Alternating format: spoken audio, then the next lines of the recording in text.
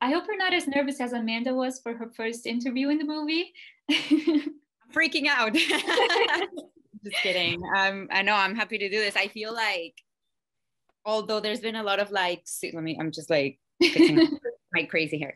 I feel like it's been, quite a break because of COVID and everything. So, I've had some like Zoom interviews and stuff like that, but it's been so slow. I'm like excited to actually kind of like, hi. I'm glad.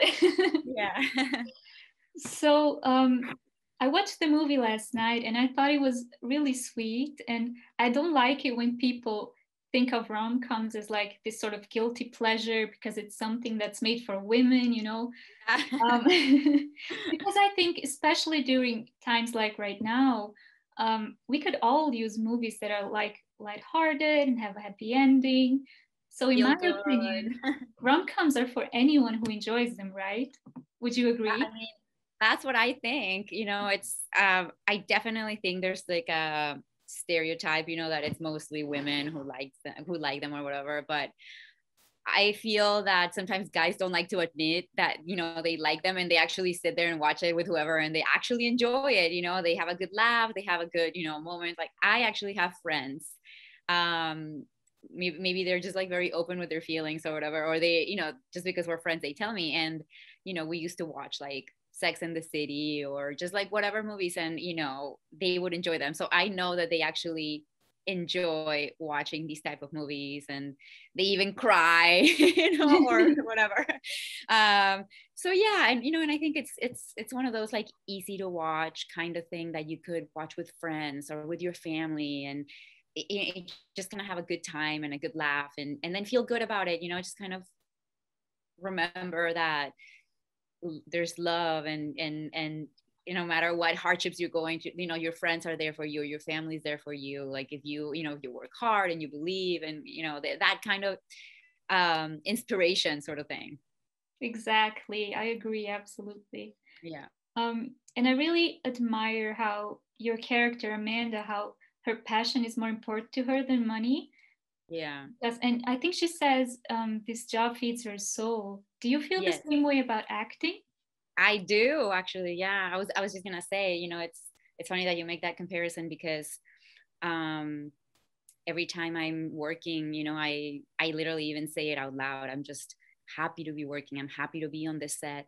I'm happy to do my job and what I do. I love what I do. And I just actually recently finished filming a movie in Texas, where for the first time I got to do a different type of role. It's more of an action film, and I'm kind of like killing people back left and right with a knife, just uh, um, and it was so fun to do these action scenes. It was like what do you call when you go on a roller coaster and you have the energy, that adrenaline, just like literally my adrenaline. I would finish doing the scene and I would be shaking, but I was having the best time ever. And that day I was so tired. I remember, I woke up and I was just like, wow, this is a crazy day. I'm so tired. We've been filming for so long, so like crazy long hours. But I think it's a great feeling to know that suddenly you just get lost in what you're doing and you don't even remember, and next thing you know, it's been a bunch of hours.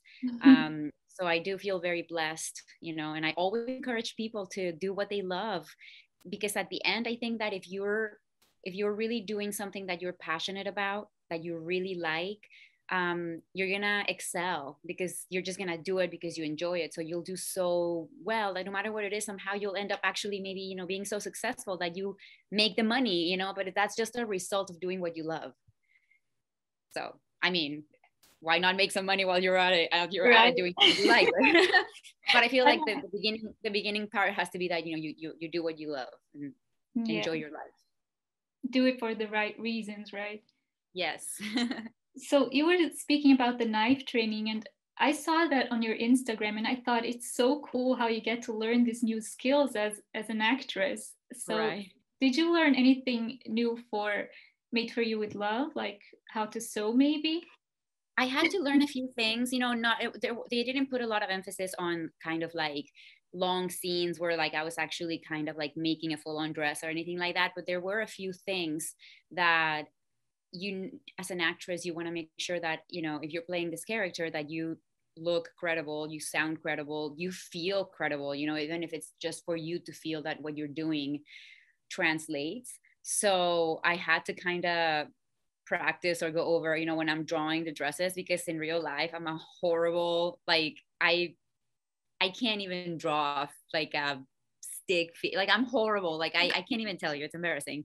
So those sketches, you know, were already made, and I just even doing the sketch, I was like, you know, how do you even work doing one of these drawings? Like how would you start from zero? And there was, you know, somebody was like, you know, this is how it goes, this is how you do it. And I kind of just would go over them, but you know, just that, and then holding the fabrics, cutting, you know, like the pins and all that stuff. So I just kind of wanted to have a little bit of the basics, because I don't ever want to, you know, also like offend people who do this for a living, and then they watch you and you're like, that's not how you do that, you know what I mean? And it's like, so I try to learn what I have to do, at least, even if it has to be in a basic level, so that at least what they're showing looks like it's, you know, the real thing. Well, it looked real to me, but also I don't know how to sew, so. And I knew a little bit about that already, so at least I was kind of like, okay, I know some parts of this, you know, like I've had since I was little, aunts and like my grandma have those type of like older sewing machines that you literally do, even the ones that you would do with your own feet, that you go like this, not that you just Oh my press God. the pedal, like, so like I've seen those in, you know, in their houses. I've seen them make dresses for me and stuff like that. So I would not even know how to like make a dress, but I've seen parts of the process. So yeah. Speaking of dresses, Amanda has her dream dress stored at the back of the shop. Which one of the dresses from the movie was your favorite, if you can remember? You know, there were a few, and sometimes they would even alter the ones so that we could use them. I to tell you the truth, I actually tried on quite a few of them, but I don't know. I don't know if I had like a favorite one. I remember really liking those that we had hanging at the in the rack at the entrance. They were like mermaid dresses, like different pastel colors with like little glittery stuff. And I never tried one of those on, and I should have, because those were so pretty. I Now would that have you done the same thing. yeah, you make me think about it. I'm like, I can't believe I never tried one of those. They were so fluffy and colorful, Oh. and yeah, they're so cute. It was really fun to work on that set, because we always had, you know, the cute store and everything. Yeah. Amanda also has a list of what she wants in a perfect partner written on a Yeah. napkin. And it says, I think, respectable, good communicator, and predictable. Yeah. Do you believe it's possible to reduce like the perfect person to a few words? No, not at all. I think that you could describe, you know, someone. I think once you find someone that you are in love with, you could try to describe that person to someone else, you know, using some words that kind of say something about them. But I think it's impossible to really capture, you know. I think a human's essence, especially if you love them.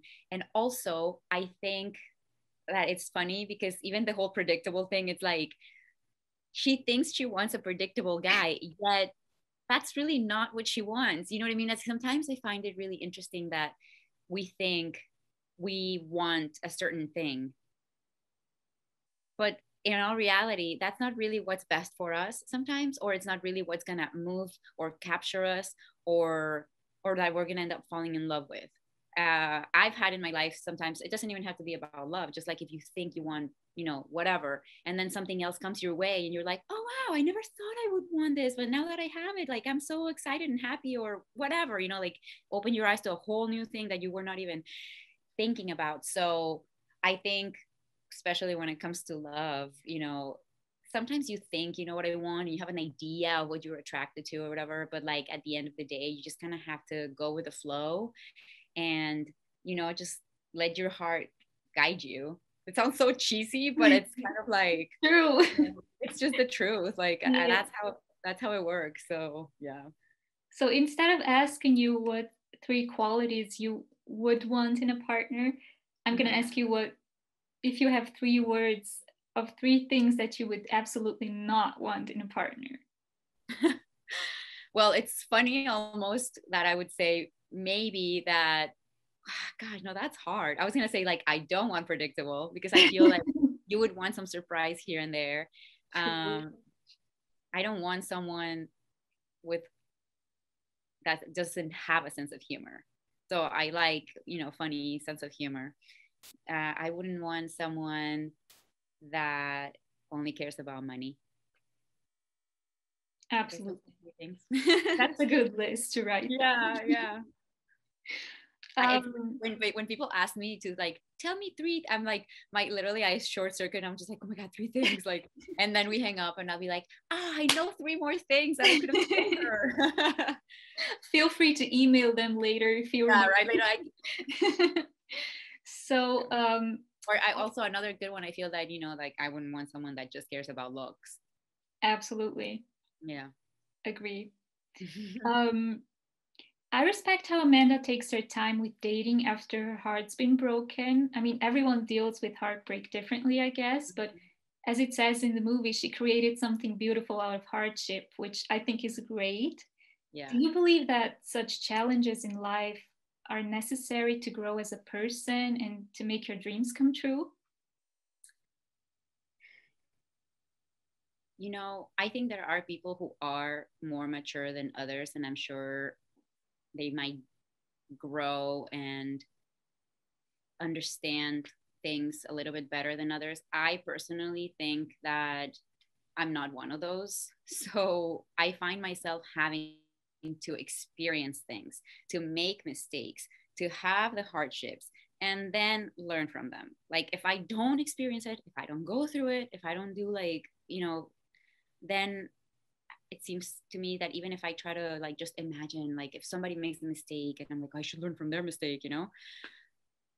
No, it just seems to me that like in my personal experience, the best way for me to kind of grow, learn, all that, it's like I kind of have to go through it all, and then I find myself understanding better, growing better, maturing from it. And I Um, feel like mostly human nature tends to be like that, that like no matter how many times you tell someone something, like I see it with my children, right? Like, don't do this because blah. It's like until they do it and they fall or they hurt themselves or whatever, and then not even then they learn. It's like they have to do it a few times. It's like you really had, but yeah, I mean, even I find myself doing that. So yeah. yeah, I know the feeling. All right. So, but that's a good question. Because James is like such a cynic in the movie, right? And Amanda Yeah. is like such an optimist, which I cannot really relate. I mean, I wish, but so I Yeah. wanted to ask you, which character do you identify more with when it comes to that? Like, how important is it for you to stay optimistic when things are difficult, like right now? I think definitely Amanda. I've always identified with um optimistic nature sort of people. I think, I mean, I don't even know what if I don't analyze myself the right way. I am definitely a cynic sometimes, but for the most part, like I kind of push away from that because I don't know. I just have this belief that like, and even in the acting world, as an example, it's like you really need to be positive and optimistic and kind of like pick yourself up and pick yourself up and pick yourself up, like, and if you really can be a cynic because then you would not be able to kind of like fully believe in yourself. And it's such a crazy industry where so many no's, no, no, no, or you just don't even hear back. You don't even hear back until maybe like, ooh, you hear back from this, or whatever. So, but in general about life, I think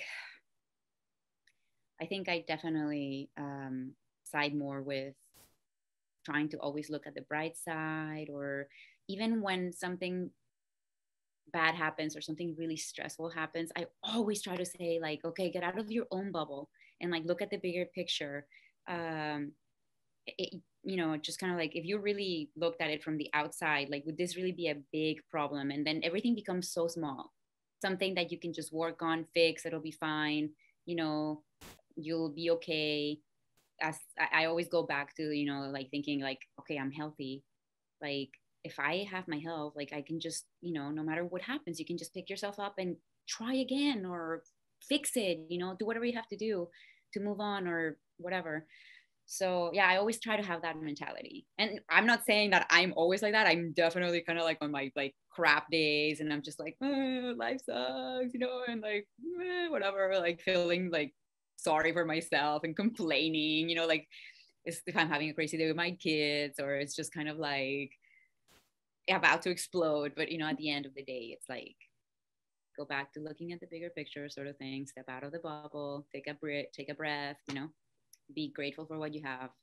Exactly. I I agree. try to do that.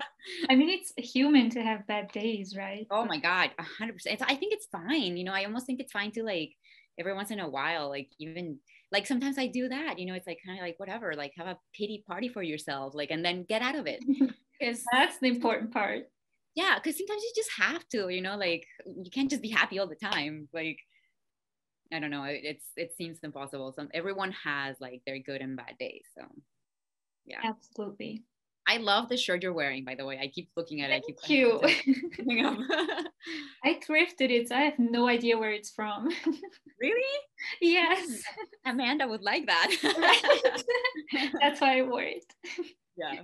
So Amanda is not into the whole social media game. She doesn't Right. want to be this huge internet sensation, but at this point it's just part of the business, right? And Yeah. at the same time, I think it's healthy to step away and spend time offline like she's doing. And you, as an actress, you are active on social media yourself. How big of a Mhm. tool is that for your career? And how do you find the right balance, like with social media and stuff? You know, sometimes I wonder myself if it's even like a tool because it's mostly, I feel, in a way, for me to connect with people who enjoy my work. You know, like when I before so I did Devious Mates and that TV show was kind of like the catapult what catapulted like my social media to grow because everyone was so into it. And that's when I started to get into it because we used to do live tweeting while the show was airing. So we would be there with the fans kind of like talking, kind of like, oh, I can't believe that, you know, like Valentina just did that and Rosie and whatever. So we'd be kind of like tweeting and responding to the fans and kind of like interacting. and and that was cool, you know, it was like nice. It's kind of like like who wouldn't like validation, you know, people telling you I love your show and it makes me kind of like, you know, have a like relate to this, like I want to go to college or I want to also do this. And like, you know, my dream is to be a Valentina and Davis Mates also wanted to be a fashion designer. And you know, like, or you know, I watch this at night with my husband and we have a good time. Or you know, people telling you their like routines or whatever they love and just following your steps as you keep going and do other projects. And I think that's the main reason for me to do it because I don't think in any way it brings me like more work, you know. My work comes from my work. And I think it's just more a medium to kind of connect with the people that enjoy your work. And, That's a you good know, reason. I think they enjoy it because I feel like in the past, you know, like you would never, if you like a Marilyn Monroe movie, you would, you know, be like, well, Marilyn Monroe, there she is, you know, whatever. But now, like all these people with their social media, you could, you know, get a response and be like, you know, like, thanks for watching my movie. And they're like, oh my God, like this person told me. And they like, I watched the movie. And it's just like a cool connection, you know, like it becomes more real, more human, not this like untouchable sort of like person, you know, like. That's so true. I always imagine like it gives stars or whatever more control over, because I feel like you get to post your life through your lenses instead of like, Mhm. I mean, paparazzi and stuff is still a thing, right? But But at so least you much of get it to, is their view or what they want to show. exactly. Yeah, that's true. That's another nice thing that sometimes, you know, like people can get to know a little bit more of who you are, like what you do on the daily, what you know, who do you hang out with or your family. Like I post things with my kids all the time because, you know, I'm always, it's either work or my children or like working out. And that's like always kind of like, I'm doing this exercise or, you know, like we're at the park today. So, and people enjoy kind of like seeing how you grow as a person, you know, like I started with like no kids. Now I have kids and they were babies and now they're like growing. So I know I enjoy sometimes watching, you know, other people or even other actors I've worked with, or even friends that sometimes, you know, live in other countries or other states and you don't see them, and you somehow feel that you have been in touch because you follow their Instagram or their, you know, Twitter or whatever, and you like, you kind of like, I feel like we've talked, and you're like, no, it's been 5 years. So I think it's a nice way to kind of like, you know, stay in touch and keep updated.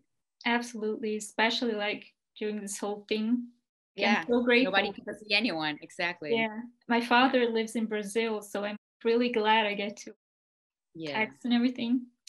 But you were talking about your kids, and I've seen some people commenting online if there's going to be a sequel to Made for You with Love. And Oh my God. what would you hope for Amanda if there was going to be a sequel? I mean, I think we all kind of would want to see maybe, you know, them at the end, like maybe have their wedding. You would love to see maybe like Amanda's dress. And then I think it would just be something about, you know, maybe because she goes to try to get a loan to, you know, keep her shop, and maybe she would kind of in a way open up a, you know, either that shop or something where she just has like better like, you know, better finances, because right now it seems like she's like barely, you know, like making it work. Yeah, I don't know though, I don't know where they could take that with, like maybe they do some sort of magazine together, or That I was would love to cool. do a sequel. I sign me up. So, how good of a winker are you really? Oh my God, I am not. It was so funny because I was like, oh, perfect. I am not a good winker anyway. So I was just kind of like, yeah, I don't think I could. Let me try. That was good. That was perfect. I feel like I really used to not be good. I was like, I think you just have to keep it simple. Like I literally had to analyze how to do a good wink because yeah, I was kind of like Amanda. I used to practice in front of the mirror. Really? Yeah, no, I've tried to do it before, and I'm just kind of like, no, I'm not a good winker. That was good Like I'm not. though. Now you're gonna make me practice so I can actually do it. Maybe that's for the sequel. She can finally win. Yeah, finally wink. No, I think it'd be fun. We shot this movie in Canada, and you know, most of the actors amazing. I really enjoyed working with every single one of them. Clayton, uh, uh, James, and Brendon Sub, and you know, Maitreya Scarwenner, who plays my best friend. All of them such good, you know, people.